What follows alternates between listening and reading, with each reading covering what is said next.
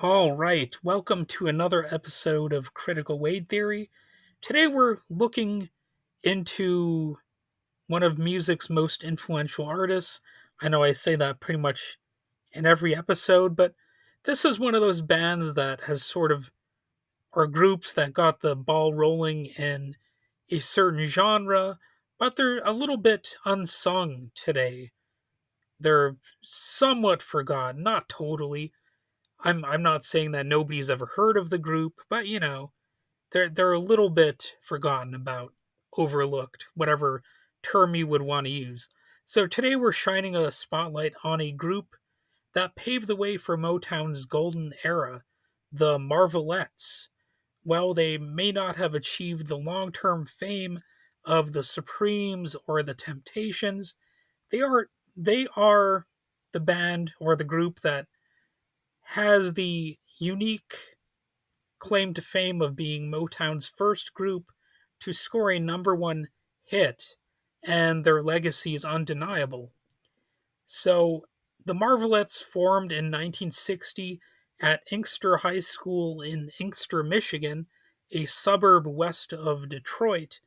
And I have to say, I'm extra proud of Michigan bands, I guess, because you know I am from Michigan, so there's a little bit of that home state pride, that irrational pride you feel when you talk about someone famous or respected from the state that you happen to share.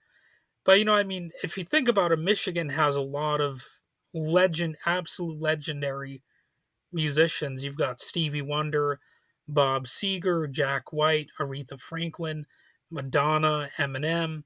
Anthony Kiedis from the Red Hot Chili Peppers apparently was from Michigan.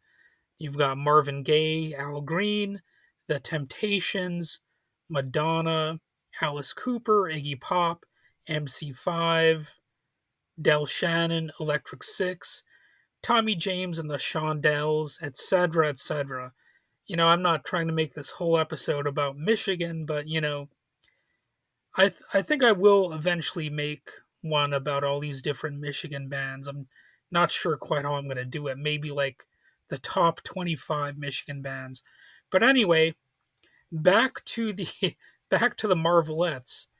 It all started when 15-year-old Gladys Horton assembled a group of talented classmates: Georgia Dobbins, Georgianne Tillman, Juanita Cowart, and Catherine Anderson. Their journey to Motown began when they auditioned for the label after a school talent competition. While they didn't win the contest, which is actually a little funny, they certainly caught the attention of Motown executives. And I've found that sort of phenomenon in a lot of these stories about famous musicians. A lot of them, they didn't have success in school or in these American Idol style contests. They sometimes would be booed even or whatever. There's a clip of, oh, what's her name from the Fugees? I can't think of her name offhand. But the prominent female singer from the Fugees, you can see a clip of her getting booed, and when she was a teenager singing. It's one of those Night at the Apollo things. So you should not be discouraged when you get that sort of treatment. It should only reinforce your interest in pursuing a musical career, if nothing else, to get revenge against the naysayers out there.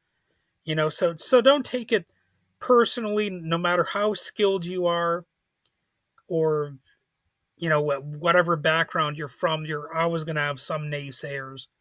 It's just a fact of life.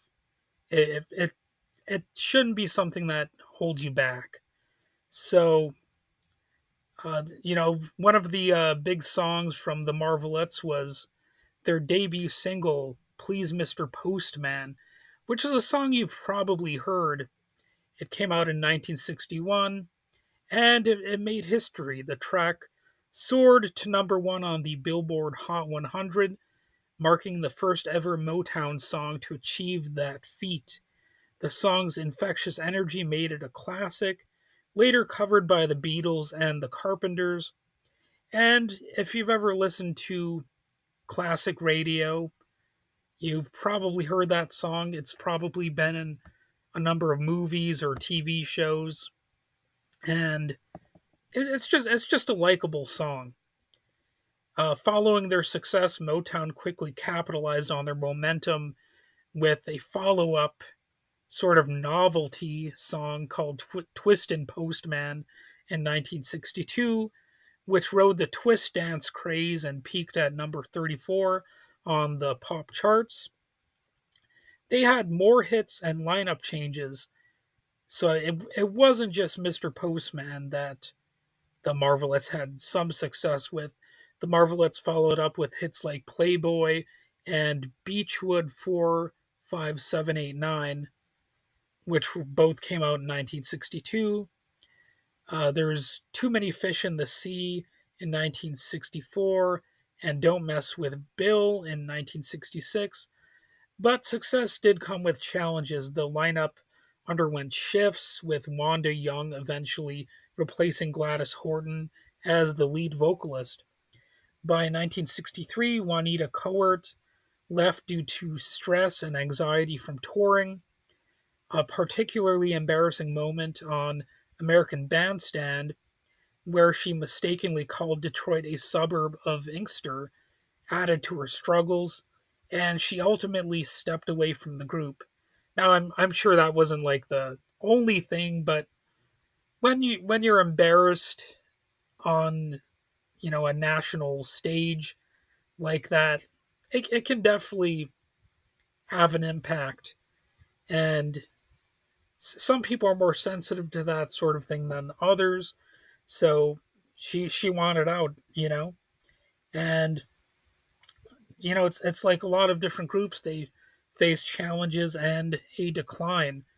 Despite their success, the Marvelettes didn't receive the same level of promotion as later Motown acts. So by 1965, Georgiana Tillman, who had been battling sickle cell anemia and lupus, was advised by doctors to leave the group for health reasons, which had another significant impact on the group. And by the late 60s, the music landscape was changing and their popularity started to fade. And you might attribute that to some of the psychedelic rock and just different varieties of pop that were emerging that were different in style. There was surf music, for example, and so on. It wasn't necessarily a scene they were going to thrive in. Oh, you also had folk rock and that sort of thing too. So in 1970, Motown attempted to revive the group's name by releasing The Return of the Marvelettes, an album that featured Wanda Young Rogers as the sole member.